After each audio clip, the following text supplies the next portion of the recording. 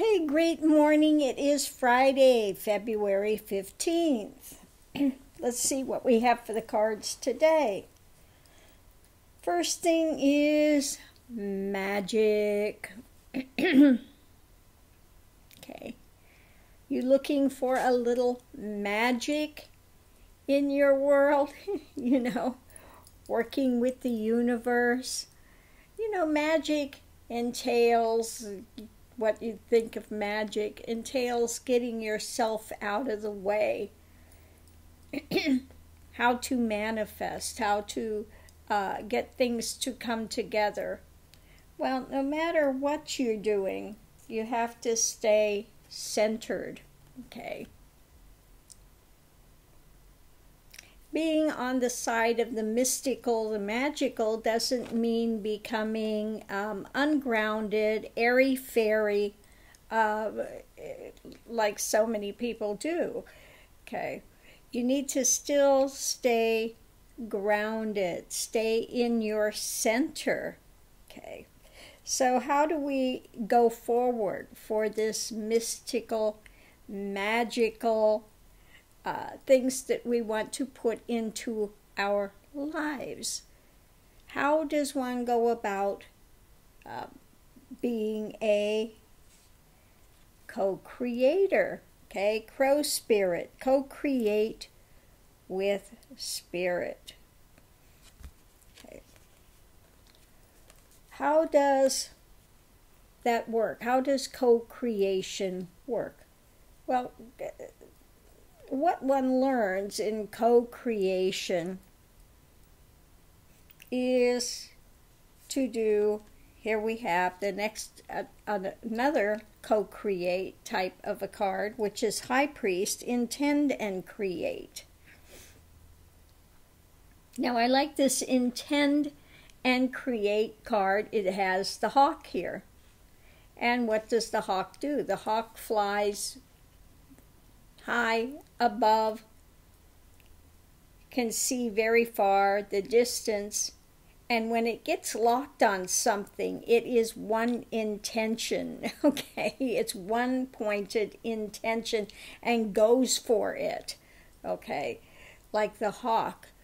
Have you ever seen a hawk that spies a mouse or something in the field? It's just locked. Its intention is locked on that, is one pointed. It's not seeing anything else around it. It's just going for the gusto. Okay. So the way that one does the intend and create is setting your intention for something. And this is something I learned when I was in my starting point, pretty much of the journey.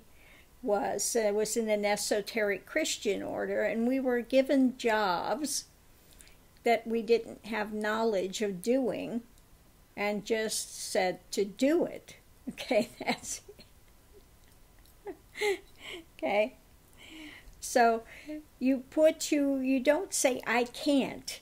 It's the first thing. You don't get into an I can't saga. You get yourself out of the way with that, okay? And you go ahead and you, like if you're, and I've seen miracles happen, okay? If you put this intention out, prayer or intention or whatever you want to call it, and you have absolute, total, and utter faith in it, and then get yourself out of the way, the universe can have a chance to put things into place, okay? To create. Again, crow spirit, co-create with spirit. Now, if you understand, you've seen crows, they're very inventive, very, very smart animals, the crows. They'll find, if there's something in a bottle, they'll find a way to get it. Okay? They're very smart. They get themselves out of the way, sit with it a second, and then go forward. It's like, I bought this thing, I'll give you an example. Okay. I got, Lady Hawk, my RV. Well, I bought this 17-inch pull-out drawer thing. It's a metal basket that you can pull out. So you put your canned goods in, whatever, and you can pull it out and you see what's in the back. Okay. Well, got it, and it just fit in there, but it was just a little bit, that much, coming out where it wasn't going to fit. And it wasn't going to fit because the way that the RV is made, it's curved, okay? It comes up in curves. So just that little bit, if the wall were totally straight, it would fit. But it starts that curve. So it was just a little bit too big at the top. And so I have the guys there, and they're looking at it, and they're, I could bend it in, I could do this, I could do that. That's the guy's idea. So I said, give me the thing, give it to me for a second. And I took it, and I just sat with it for a second, and just looked at it. First step is observation, okay? So I just looked at it, and it's, okay, this is curving. This is out. So we need to lower it. I said, just cut it. Cut the back support out. Take that very back portion. And it will, well, he did. He cut out those last little portions. He could have cut off that whole top row and it would have been fine, but he just cut out the bottom supports and the one on the side there and just lowered that bar. And so it fit in there perfectly. Okay. So the method of the madness is sit with it for a second. Just observe, look at it logically, look at the situation from different angles, and then you can see how to proceed rather than just, going off, with all these dramas. Stop, observe, sit with it a second, okay, and then you'll see how to move forward. So co-creation is really like a process of being logical, okay? Being logical to see how something works, and then getting the ego identification out of the way, letting go of it, and let it have time to manifest, okay? Like Christ was saying, if you have the faith of a mustard seed and you say to this mountain, be removed, it'll be gone. Okay? Well, what mountain is in your life? And a mustard seed is what? It's a whole lot of tree in a little seed, okay? Mustard seed is one of the smallest seeds, is one of the largest trees that grows, okay? In other words, you got to have all this compact in this little bitty seed. There's no doubt in that seed. Will I grow up? Will I be big enough? Will it, no. It just is there, and it blossoms by its nature. Okay. So again, just it's a little difficult to try to explain to people about manifesting and things. But mainly it's putting this intention out, looking at things also logically to be able to get the way forward. It's when you're quiet, when you're still, when you've kind of actively let go of it, a problem that you're working on, and all of a sudden when you're quiet, have you not had those moments where, boom, it pops in what to do? Okay? Like magic, like magic, you know, boom. What needs to be done will pop in and you'll get the answer. Okay. So again, look at things logically. Stay centered. If you stay in quietude, you say, the intention is, I want to know how to make this work. Okay. Look at it. Give a second to quiet. And let the answer manifest. Co-create. Okay, because all of life, everything is from energy that's moving.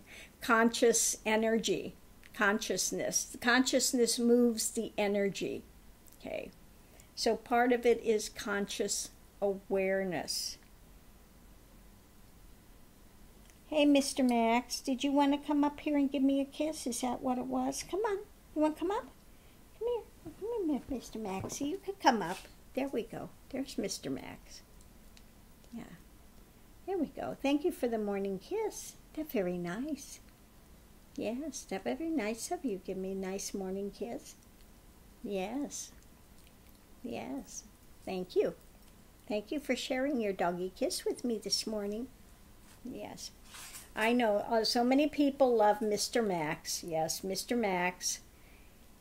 He says, I'm a lover, not a fighter. I'm a kisser, not a biter. That's me, Mr. Max. You got a little, I need to cut your hair there. You got a little thing sticking up there. Yeah. Anyway, so thanks for tuning in. Hopefully I haven't confused you more. But bottom line, to co-create, it's a process of coming into alignment with the energy, getting the ego drama out of the way, and let this ideation have a chance to germinate. Okay. Then you nurture it, and things will become apparent. It just pops in like magic. Okay. Like magic. Yes. And you'll be surprised how many more answers or ways forward will come to you when you settle still, put an intention out there, and then give it time for the answer to come back. Isn't that right, Mr. Max? He says, all I know is I set my intention on a treasure. And he says, oh, there we go. Intention on a treasure. Treasure. He says, and then I just give people the stare down until I get it. He says, that's the way intention works here. Said, when somebody comes in, the minute they come in, I start the stare down until I get my treasure. And that's the way puppy intention works. It works very, very well. It gets me what I want all the time. Isn't that right, Mr. Max? He said puppy intention works really well.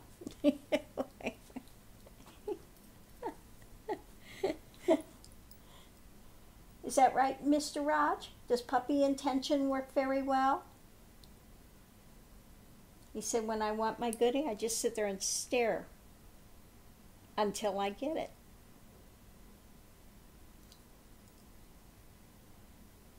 So they know very well how to use co-creative abilities.